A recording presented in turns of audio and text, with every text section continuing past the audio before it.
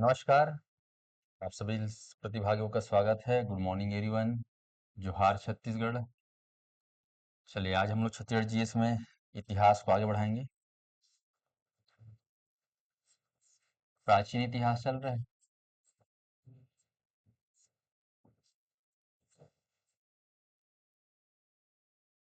तो छत्तीसगढ़ के प्राचीन इतिहास में आपको ध्यान रखना है, शुरुआत जो हुआ था ऐतिहासिक काल का। प्राचीन इतिहास ना, ऐतिहासिक काल में तीन हो गए: प्राचीन इतिहास, मध्यकालीन और आधुनिक। तो हमेशा इसको शुरुआत किससे करते हैं? वैदिक काल से। उसके बाद वैदिक काल के बाद क्या आता है? महाकाव्य काल। इसी को पौराणिक काल ही बोलते हैं। याद रहेगा। महाकाव्य काल के बाद महाजनपद काल।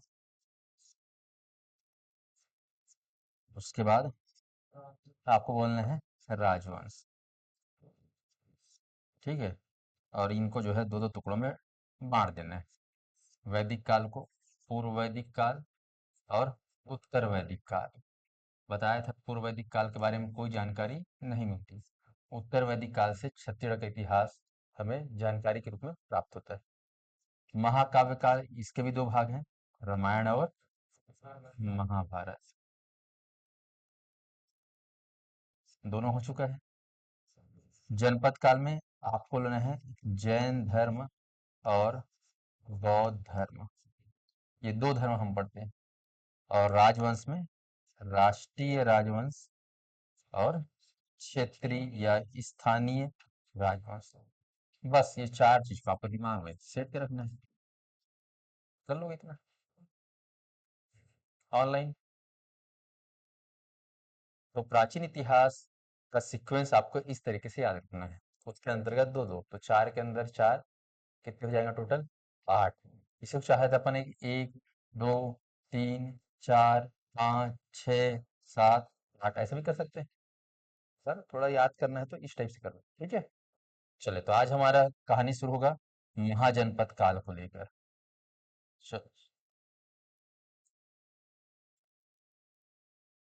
हेडिंग रहेगा महाजनपद काल।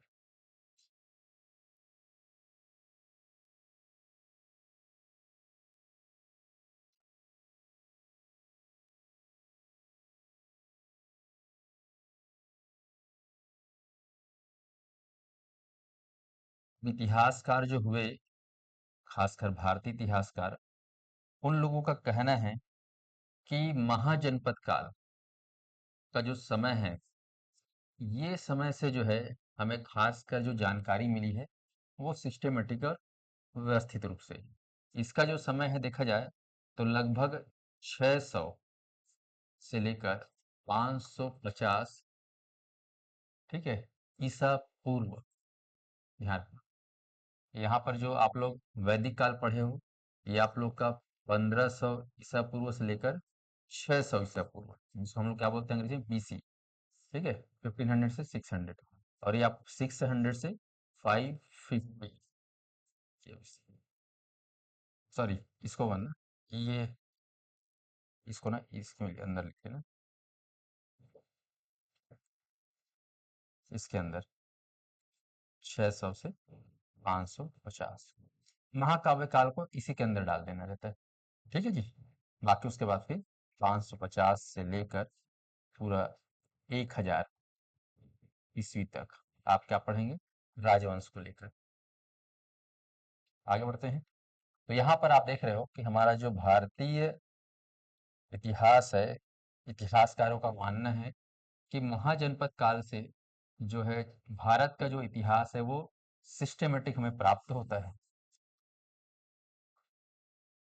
तो महाजनपद काल में आपको ध्यान रखना है कि हमारा जो अखंड भारत था, उसमें भारत इतना ही नहीं था, बल्कि इधर आपका अफगानिस्तान, पाकिस्तान तक का, ईरान भी छुआ जाता था, ऐसा है।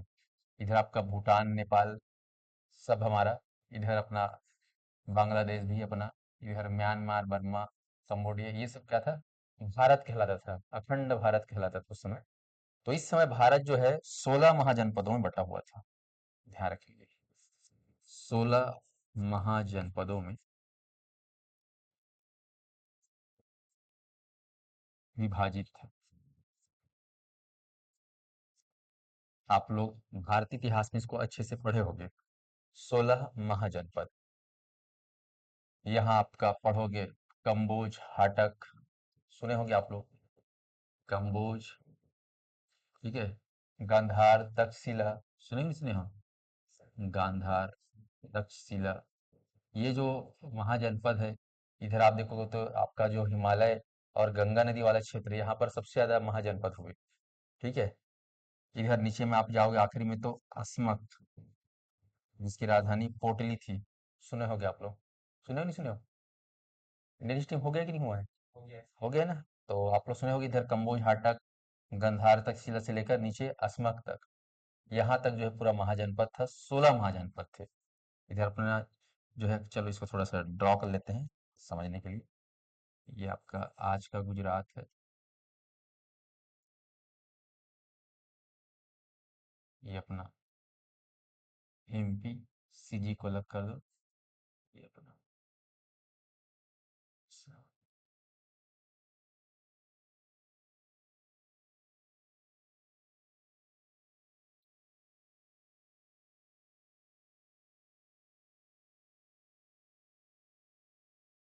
तो यहाँ पर ये जो भारत देश है, इस भारत देश में जो आपका जो ये गंगा नदी वाला इलाका है, इस गंगा नदी के क्षेत्र में जो है बहुत सारे जो है क्या थे, महाजनपद थे। सघन कहना चाहिए। बाकी इधर आप पढ़ोगे, इधर विराट करके जो जगह था ना, महाजनपद, मत्स्य विराट ऐसे करके। बाकी 16 महाजनपदों में जो सबसे ज्यादा शक्तिशाली जनपद था, आप लोग पढ़ोगे यहाँ पर मगध महाजनपद। ठीक है, मगध। बाकी आप लोग इधर वैशाली, ठीक है, इधर सूरसेन है ना, मथुरा वथुरा, बहुत सारे हैं। 16 महाजनपद आप लोग पढ़ोगे डिटेल में, उसको नहीं पढ़ाऊंगा, नहीं तो इधर कब जाएगा।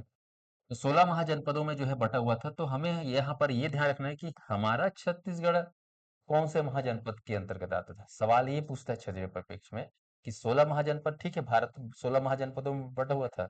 जैसे आज भारत 28 राज्यों में बटा हुआ है कि नहीं बटा हुआ है? वैसे ही मतलब आज राज्य का कॉन्सेप्ट चलता है। 28 जो है स्टेट्स हैं, उस समय स्टेट्स को क्या बोलते थे? महाजनपद। ये मान के चलो। आज स्टेट्स जो है वो चल रहा है, तो जानते हो लोकतंत्र से चल रहा है। चल रहा है कि नहीं चल रहा है? पहले जो ये स्टेट चलता था, ये बेसिकली राजतंत्र से चलता था।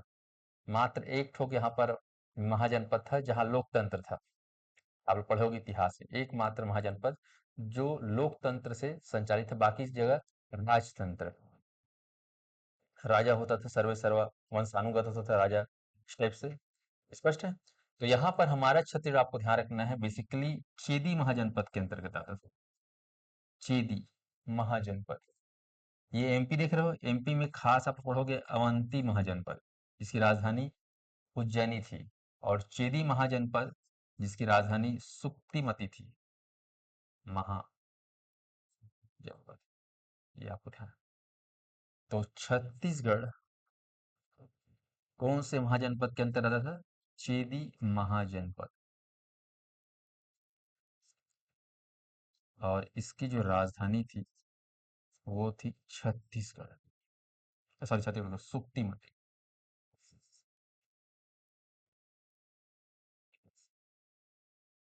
या शक्तिमती बोलते हैं। तो ये जो चेदी है ना, चेदी महाजनपद, यही चेदीसगढ़ कहलाया। बाद में क्या कहलाने लगा? चेदीसगढ़। और बाद में फिर ये कहलाने लगा छत्तीसगढ़। कुछ इतिहासकारों का मानना है कि चेदीसगढ़ ही बाद में अपभ्रंश भाषा में बोलते बोलते क्या कहलाने लगा? छत्तीसगढ़।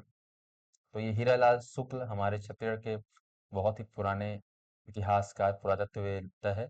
उनके अनुसार कहना है, हीरालाल शुक्ल के अनुसार, कि चेदीसगढ़ जो है इसी के नाम से बाद में क्या बना, ये छत्तीसगढ़। तो अलग अलग इतिहासकारों ने छत्तीसगढ़ के नाम को परिभाषित किया है, तो यहाँ पर ध्यान रखेंगे।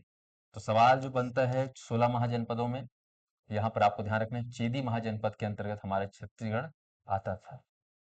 महाभारत काल में देखे हो कि छत्तीसगढ़ जो शिशुपाल का क्षेत्र था, ऐसा भी कहा जाता था।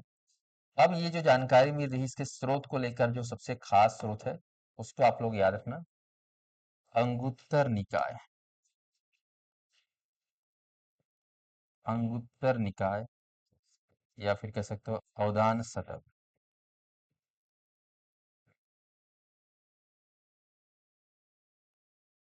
और एक है भगवती, सुने हो भगवती? क्या है पूरा नाम? वेरी गुड, भगवती सूत्र। ये जो है खास साहित्य हैं जिनके माध्यम से हमें महाजनपद की जानकारी मिलती है। ये सभी क्या है? साहित्य है। इसमें उल्लेखित मिलता है कि भारत जो है 16 महाजनपदों में बटा हुआ था। बेसिकली अंगुत्तर निकाय और अवदान शतक जो है ये बौद्ध साहित्य है, याद रखना, बौद्ध साहित्य। और वहीं भगवती सूत्र ये जैन धर्म का साहित्य है, जैन साहित्य। तो ये खास अंगुत्तर निकाय और भगवती सूत्र से हमें जो है 16 महाजनपदों के बारे में पूर्ण जानकारी मिलती है, जिसमें छत्तीसगढ़ को चेदी महाजनपद का क्षेत्र बताया गया। याद रहेगा? ऑनलाइन वाले कमेंट करेंगे, जो ऑनलाइन से जुड़े हैं, यस और नो। तो 16 महाजनपदों में हमारा छत्तीसगढ़ कौन से महाजनपद के अंतर्गत शामिल था? चेदी महाजनपद, जिसकी राजधानी क्या थी? सुक्तिमती। कुछ इतिहासकारों का कहना है कि अवंती क्षेत्र भी छत्तीसगढ़ का कुछ हिस्सा से जुड़ा हुआ था। जैसे आज एमपी का बालाघाट वगैरह देखोगे तो छत्तीसगढ़ के बॉर्डर से लगा हुआ है, लगा कि नहीं लगा है एमपी? तो कुछ लोग कहना है कि अवंती भी जुड़ा हुआ था। तो मान लो प्रश्न में कभी आ गया कि क्या अवंती महाजनपद भी छत्तीसगढ़ का हिस्सा था? यस, हिस्सा था, लेकिन 95% जो हिस्सा था वो चेदी महाजनपद के अंतर्गत आता था। स्पष्ट है? 5% कह सकते हो अवंती महाजनपद के अंतर्गत शामिल था। तो इस प्रकार से महाजनपद काल को ध्यान रखना है, जो 600 से 550 ईसा पूर्व के बीच रहा। उस समय हमारे भारत के इतिहास का व्यवस्थित जानकारी मिलना प्रारंभ होता है, जिसमें छत्तीसगढ़ जो है हमें क्या दिखाई देता है? चेदी महाजनपद का हिस्सा दिखाई देता है। स्पष्ट याद रहेगा? अब इसी महाजनपद में जो है मगध साम्राज्य सबसे शक्तिशाली अपना एम्पायर खड़ा कर दिया, तो कहलाने लगा मगध साम्राज्य। मगध पहले महाजनपद था, आसपास के महाजनपदों को जीत जीत के क्या बन गया वो? मगध साम्राज्य बन गया। जहां पर आप लोग पढ़े होंगे हर्यक वंश, शिशुनाग वंश, नंद वंश और मौर्य वंश। क्या आ जाएगा? सम्राट अशोक वाला मौर्य वंश। तो आसपास के क्षेत्रों को अपने अंडर में ले लिया, कब्जे में ले लिया जीत कर। तो मगध साम्राज्य जो है सबसे शक्तिशाली साम्राज्य बन के उभरेगा। और इसी समय में 550 यानी कि 600 से 550 ईसा के पूर्व के मध्य जो है दो महापुरुषों का क्या होगा? जन्म होगा। ठीक है, इस महाजनपद काल में दो महापुरुष का जन्म होगा इस क्षेत्र में, जिसका नाम आप सभी जानते हो, गौतम बुद्ध, और दूसरा महावीर स्वामी। ये दो जो है महापुरुषों का जन्म होगा महाजनपद काल में। तो इन दोनों के बारे में हम लोग पढ़ेंगे। ठीक है जी। तो कहानी अब शुरू करते हैं जैन धर्म के विख्यात गुरु महावीर स्वामी। तो शुरुआत करते हैं जैन धर्म।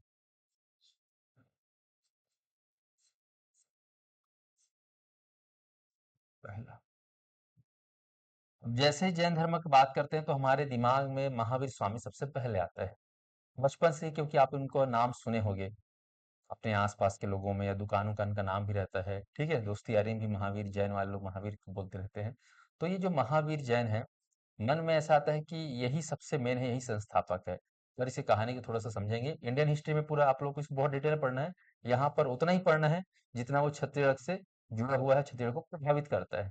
स्पष्ट है? और मैं आप लोग कहूंगा कि जैन धर्म के जो खास चीजें हैं उनको आप लोग होमवर्क करके पढ़ लेना। जैसे गौतम बुद्ध को जो है इंडियन हिस्ट्री में उनके पूरा डिटेल पढ़ना पड़ता है। उसके खानदान, परिवार, जन्म, वन्म, दुनियादारी बहुत जरूरी पढ़ना। ठीक है, उनके मम्मी पापा से लेकर उनका नानी गांव, मामा गांव, सबको याद करना है, कहाँ पढ़ा कहाँ लिखा सबको याद करना है। लेकिन हमें यहाँ पर केवल इतना जानना है कि छत्तीसगढ़ में उनसे संबंधित कौन सी गतिविधियां जुड़ी हुई हैं, उन गतिविधियों को बस ही याद रखना है। स्पष्ट है? चलिए, तो जैन धर्म में आपको ध्यान रखना है, छत्तीसगढ़ के परिप्रेक्ष्य में हमको इसको याद करना है।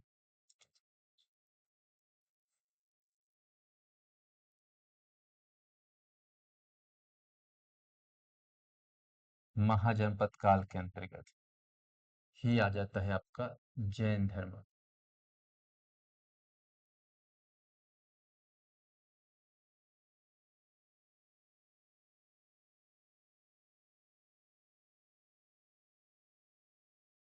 चलो बताओ फटाफट, जिले कौन सा है?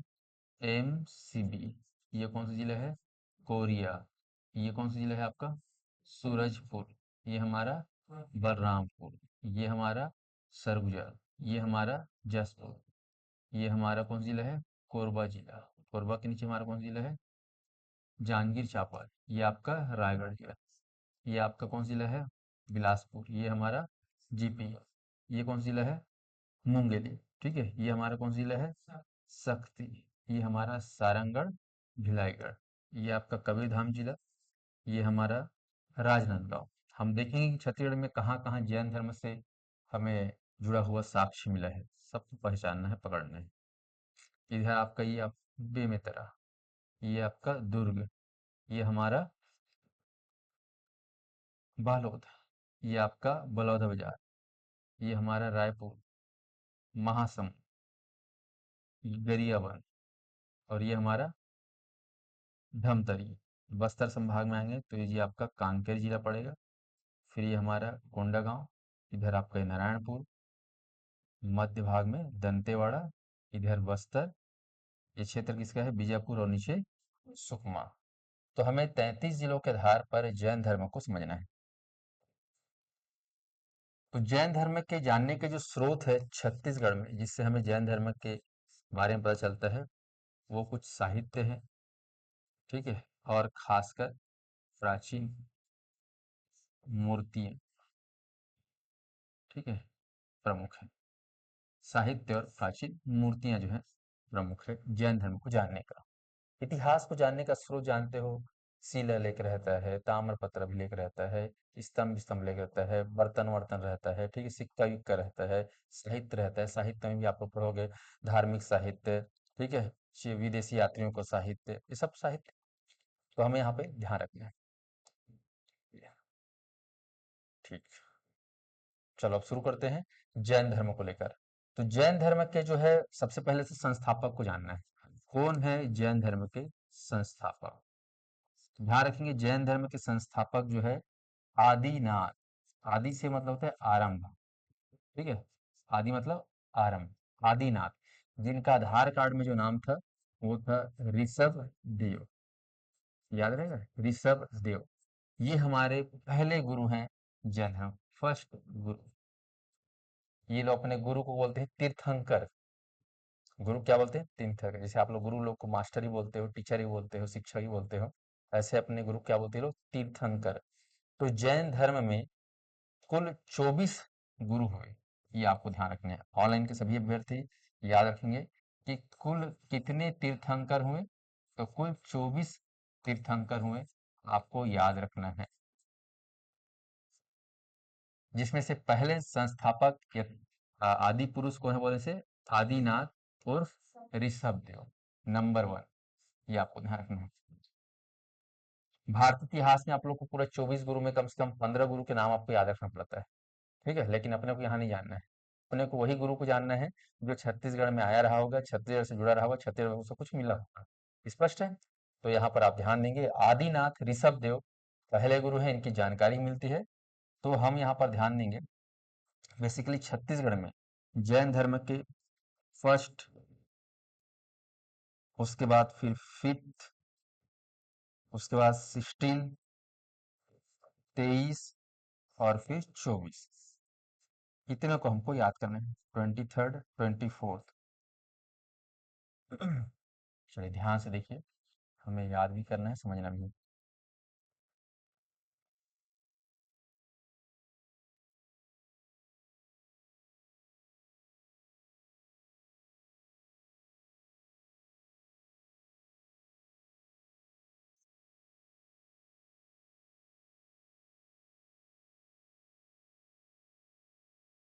1, 2, 3, 4, 5। 5 गुरु हमें मिले हैं हमारे छत्तीसगढ़ में, खास इनकी जानकारी और भी आए होंगे, लेकिन अभी तक इतिहासकारों को जो मिला है जानकारी, उसमें 5 गुरु। तो सभी के नाम आपको याद रखना है। पहले जो गुरु है, आप जान रहे हो क्या नाम इनका, ऋषभ देव, ये आपको ध्यान रखना है, ऋषभ। पांचवे जो गुरु थे उनका नाम याद रखना है, सुमतिनाथ। मति कैसी हो, सु हो, कुमति नहीं, सुमति, सुमतिनाथ। और 16वें गुरु का नाम है शांतिनाथ। 23वें गुरु का नाम है, याद रखना है, वेरी वेरी इंपॉर्टेंट, पार्श्वनाथ। क्या नाम है, पार्श्वनाथ। और 24वें गुरु का नाम है वर्धमान उर्फ महावीर स्वामी। ठीक है, महावीर स्वामी, याद रखना। तो ये 5 गुरु को हमको याद रखना है, छत्तीसगढ़ में हमें इनकी जानकारी मिलती है। स्पष्ट है, सभी अभ्यर्थी इसको याद रखेंगे। पहले नंबर पे कौन है, ऋषभ देव। 5वें नंबर के गुरु कौन है, सुमतिनाथ। और 16वें नंबर पे शांतिनाथ। और 23वें नंबर पे, हाँ, और 24वें नंबर पे महावीर स्वामी। एग्जाम में इतना ज्यादा पूछा गया है इसको, बार बार, ऐसा नहीं केवल पीएससी व्यापम में, एसएससी, रेलवे और दुनिया जहाँ का जो एग्जाम होते हैं इंडिया में, उसमें कि महावीर स्वामी कौन से नंबर के गुरु हैं, बताओ। ऑप्शन ए दिया रहता है 23, बी दिया रहता है 24, ऑप्शन सी दिया रहता है पहला, और ऑप्शन डी दिया रहता है ना, आपका जो भी है दूसरा तीसरा।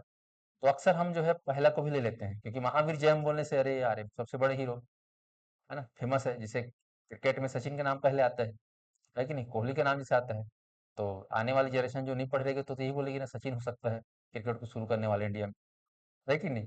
तो ऐसे ही यहाँ पर आपको ध्यान रखना है, महावीर जो है स्वामी बहुत ज्यादा फेमस हुए, तो उनको संस्थापक नहीं रखना है याद में। संस्थापक कौन है, ऋषभ देव। लेकिन महावीर स्वामी जो है बहुत फेमस किए, अपने धर्म का प्रचार प्रसार बहुत किए, इसलिए फेमस हुए। लेकिन इनका जो क्रमांक है वो कौन सा नंबर का है, 24वां। कौन सा नंबर है, 24वां गुरु, याद रहेगा। और 23वां कौन सा है, पार्श्वनाथ, ये आपको याद रखना है। 5 गुरुओं के नाम आपको याद करना है, चलो मेरे साथ बोलो। पहला गुरु कौन सा है, ऋषभ। उसके बाद कौन सा गुरु मिला है, कौन से नंबर का है, 5वां नंबर। उसके बाद शांतिनाथ, कौन से नंबर के हैं, 16वें नंबर। उसके बाद पार्श्वनाथ, कौन से नंबर के हैं, उसके बाद कौन से नंबर के हैं, 24वें। तो ये 5 गुरु को हमको याद रखना है छत्तीसगढ़। अब हमें जो है इन पांचों गुरुओं से संबंधित स्थान, जो प्रमुख स्थान हमें मिले हैं, उन स्थानों की खोज करनी होगी। स्थान, ठीक है? ये जैन गुरु हैं। आप लोग जैन धर्म पढ़ते हो तो वहां पर जैन संगीति, जैन सम्मेलन अच्छे से याद कर लेना ना, बहुत फेमस है। बौद्ध गुरुओं के बौद्ध सम्मेलन को याद करना ही थी, इंडियन हिस्ट्री बहुत पूछता है। छत्तीसगढ़ में केवल वही पूछा जाएगा जो इनसे जुड़ा हुआ है। चलिए अब हम याद करेंगे यहाँ पर छत्तीसगढ़ में ये पांचों जैन गुरुओं के प्रमुख स्थल कौन कौन से, जगह हमें जानकारी मिलती है। तो सबसे पहले बात करते हैं ऋषभ देव। तो ऋषभ देव को आप देखेंगे, वो नजर आएंगे छत्तीसगढ़ में, विशेष रूप से। ये कौन सी जिला है बताओ, कौन सी जिला है, ध्यान से देखो, शक्ति। तो शक्ति में एक खास जगह है गुंजी। कौन सी जगह है, गुंजी, जिसको दमोदरहा गांव वाले बोलते हैं, दमोदरहा। यहाँ पर वाटरफॉल है, पहाड़ है, और इसी का नाम था रामायण कालीन में ऋषभ तीर्थ। याद है, ऋषभ तीर्थ, जिसका वर्णन जो है महाभारत के वन पर्व में उल्लेखित है। वन पर्व में यहाँ पर इनका आश्रम था। मतलब जैन धर्म जो है बौद्ध धर्म से बहुत पुराना है। भारत में सनातन हिंदू धर्म के बाद दूसरा कोई धर्म आया तो है जैन धर्म। सिख ईसाइयों से ही पहले पुराना जो धर्म है वो आपका जैन धर्म। कृष्ण जब इस धरती पे नहीं आए थे, उससे पहले जैन धर्म जो है शुरू हो चुका था। ठीक है, जैसे सनातन धर्म जो है वो भी बहुत पहले से। तो यहाँ पर ध्यान रखना, ऋषभ तीर्थ जो पहले गुरु हैं, जिनका नाम है ऋषभ देव, इन वे जब रहते थे वहां तो उसको ऋषभ तीर्थ बोलते थे। लेकिन आज वो जगह किसी नाम से जाना जाता है, गुंजी, जो वर्तमान शक्ति जिला में शामिल है। ठीक है, शक्ति जिला में। तो याद रखना है, स्थान कौन सा लिखोगे ऋषभ देव का, गुंजी। गांव वाले क्या बोलते हैं? दमऊ दरहा। कई बार एग्जाम में दमऊ दरहा लिखा रहता है, इसलिए मैं दोनों का नाम लिख रहा हूँ। अब आते हैं सुमतिनाथ। पांचवे गुरु क्या है? सुमतिनाथ। तो सुमतिनाथ के लिए आप लोग ये रायपुर जिला देखो, ये रायपुर जिला है ना, यहाँ पे आपको लेना है सुमतिनाथ को। आरंग करके जगह है, जगह नाम क्या है? आरंग। आरंग में जो है को मिलेंगे कौन? सुमतिनाथ, जो कि पांचवे गुरु हैं। जगह लिखेंगे आरंग, जिला रायपुर। आप लोग स्थान वाले में बाजू में जिला भी लिख लेना, जैसे यहाँ पर लिख दिया हो रायपुर, वैसे यहाँ पर शक्ति लिख देना। अब आते हैं शांतिनाथ। शांतिनाथ, इनका जो है हमें जानकारी मिला है खासकर मूर्तिक रूप में। यहाँ पर ये सारे जो चीजें मिली हैं, गुंजी में मूर्ति वगैरह मिला है हमें, ठीक है। आरंग में सुमतिनाथ का मूर्ति मिला है। शांतिनाथ आपको देखना है बस्तर जिला, बस्तर। यहीं पर एक जगह है भाटागुड़ा, याद रखना, जहां पर हमें कौन से गुरु का प्राचीन प्रतिमा प्राप्त हुआ है? शांतिनाथ। तो शांतिनाथ का लिखना है भाटागुड़ा, जिला बस्तर, ठीक है। शांति को क्या पसंद था? कौन सा सब्जी पसंद था? भाटा। भाटा को कई लोग तलहा बनाते हैं, मसलहा बनाते हैं, कई लोग खट्टा बनाते हैं। ये कैसे बनाते थे पता थे? गुड़ा गुड़ा करके, भाटा को गुड़ा गुड़ा करके, तो भाटा गुड़ा। शांति, 16 में शांति मिलता है, याद रखना है ना। भाटा खाने से शांति मिलता है, भाटा शांति से जुड़ा हुआ है, याद रहेगा। शांतिनाथ, कौन सा जगह? भाटा गुड़ा, जिला कौन सा बताओ? बस्तर। अब आ जाओ 23वें गुरु, कौन है बताइए? पार्श्वनाथ। पार्श्वनाथ बहुत फेमस हुए। इन्होंने जो है महाव्रत के बारे में जानकारी दिया। आप लोग सुने होंगे जैन धर्म में पंच महाव्रत, है ना, पंच अणुव्रत। उससे पहले 4 महाव्रत इन्होंने दिए, उसमें एक ठोक जोड़े महावीर स्वामी, तो पंच महाव्रत बन गया। और उसमें से 4 है, 4 जानते हो? सुने हो? क्या है बताओ? सत्य, अहिंसा और, हाँ हाँ हाँ, सत्य, अहिंसा और अस्तेय, ठीक है। और संग्रह न करने का जो स्वभाव है वो न रखना। और एक आखिरी में जोड़ दिए महाशय, ब्रह्मचर्य। क्या जोड़ दिए? ब्रह्मचर्य। तो यहाँ पर पार्श्वनाथ, इसके बारे में आपको याद नहीं, इनका जो बेसिकली जगह हमें मिला है, सबसे फेमस जगह वो है कौन सी जिला है? देखो यहाँ पर, ये कौन सी जिला पहचानो? दुर्ग, वेरी गुड। तो आपको लेना है यहाँ पर दुर्ग में एक जगह है नगपुरा, नगपुरा, ये आपको याद। इसके अलावा आप देखिए यहाँ पर, ये कौन सी जिला है? कौन सी जिला है ये? बिलासपुर। तो बिलासपुर में आप जाएंगे तो रतन, ठीक है। इधर बिलासपुर में एक जगह है, याद रखना, बिलासपुर में एक और जगह है मल्हार, मल्हार। इन दोनों जगह पार्श्वनाथ, 23वें की। नगपुरम भी लेना है आपको, पार्श्वनाथ। तो पार्श्वनाथ को लेकर आप लोग ध्यान देना, लिख लेना। नगपुरा सबसे खास है, इसके अलावा मल्हार और रतनपुर। साथ में आप लोग सिरपुर भी ले सकते हो, अगला एक और जगह सिरपुर।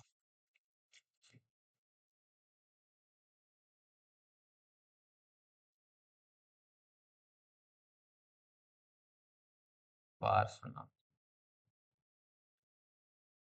और हमें यहाँ पर मिला कवर्धा पंडरिया में पार्श्वनाथ।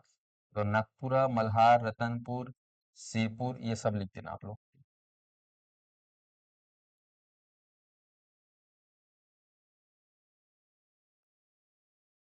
नागपुरा, मल्हार, रतनपुर, सिरपुर, ठीक है।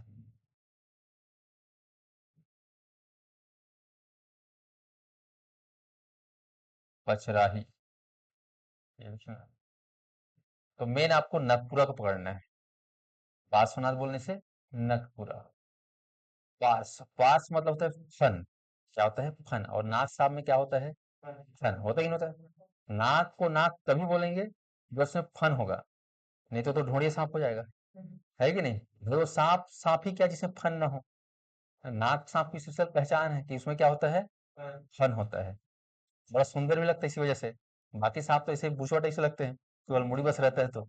है कि नहीं? लेकिन नाग सांप जो है वो उसमें फन होता है, इसलिए उसका वैरायटी है। तो पार्स मतलब होता है फन। फन किसमें होता है? नाक से। तो नाक से नागपुरा याद कर लोगे। अब आते हैं महावीर स्वामी।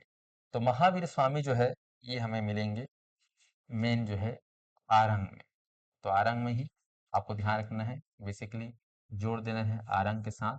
और ये बकायदा ज्वाइंट में देखने को मिलते हैं सुमति नाथ के साथ महावीर। आप जाएंगे तो आरंग में एक मंदिर है, आपको ध्यान रखना है। उस आरंग में, आरंग कौन से जिले में आता है पता है ना? रायपुर। तो आरंग में जो है एक मंदिर है जिसका नाम है भांडल देव। वेरी वेरी इंपॉर्टेंट, याद रखना। मंदिर है जिसका नाम है भांडल या भांडेल देउल का मंदिर।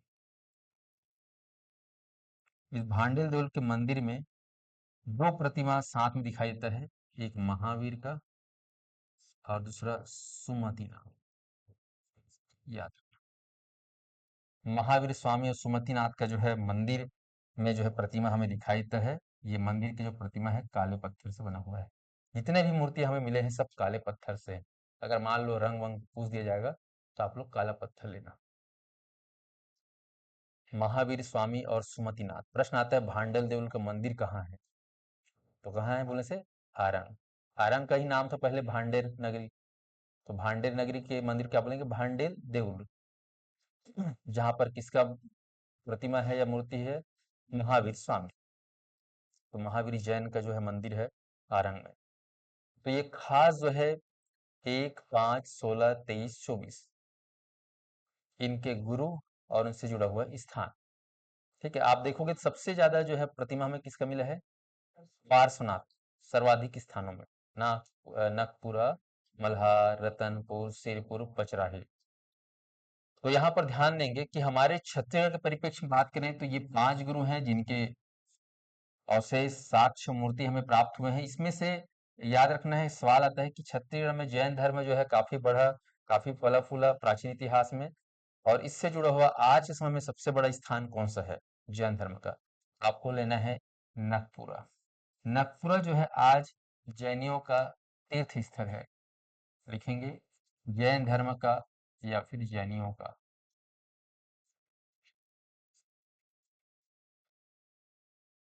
तीर्थ स्थल। जैसे हिंदुओं का तीर्थ स्थल काशी विश्वनाथ है, केदारनाथ है, पुरी है, बद्रीनाथ है, द्वारकाधीश है, इस टाइप का। तो जैनियों का तीर्थ स्थल छत्तीसगढ़ में। ठीक है, प्रश्न आता है बार बार, छत्तीसगढ़ में जैनियों का तीर्थ स्थल कौन है? तो आपको लेना है नगपुरा। नगपुरा आप सभी जान गए हो कि कौन से जिले में स्थापित है? दुर्ग में है। तो ये कौन से नदी के तट पर है? ये सवाल पूछा जाता है। तो ध्यान रखना, शिवनाथ नदी। याद करना बेहद आसान है क्योंकि इसमें क्या है? नाग है। क्या है जी? नाग। तो नाग जो है कौन से भगवान के साथ जुड़ा है?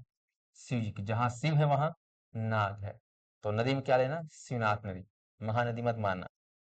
ठीक है, तो नगपुरा में शिवनाथ नदी के तट पर है। यहाँ पर जो है विशाल पार्श्वनाथ। यहाँ पर कौन से गुरु का मंदिर है बोलने से? महावीर जैन मत मानना। क्या बोलना है? पार्श्वनाथ। पार्श्वनाथ के आप देखोगे तो इनके पीछे में, ठीक है, जैसे भगवान विष्णु देखे हो आप लोग, ब्रह्मा विष्णु महेश, ठीक है, ये शेषनाग 5 ठो। वैसे ही पार्श्वनाथ के जो है पीछे में क्या रहता है? 5 ठो नाग रहता है, जिसको बोलते हैं शेष नाग। तो इस टाइप के तीसरे बोलते हैं पार्श्वनाथ। इनका जो विशेष चिन्ह है वो है पार्श्व, मतलब ये नाग। तो नागपुरा आपको ध्यान रखना, वेरी वेरी इंपॉर्टेंट, जैनियों का तीर्थ स्थल है। जब भी इनकी जयंती होती है या जैन धर्म में कोई पर्व होता है तो यहाँ पर विशेष रूप से मेला वगैरह लगता है।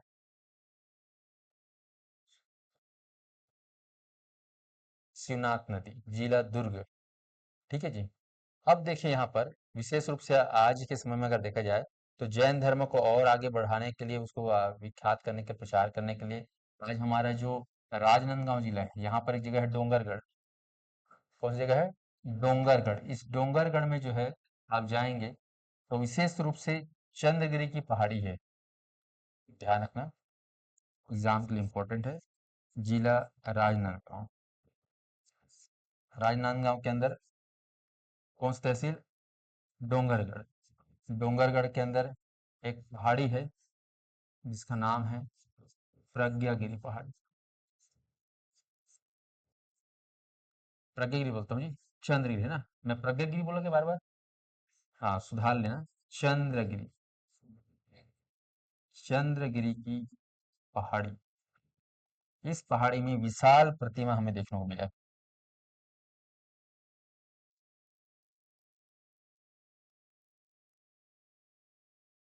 इनका महावीर जय का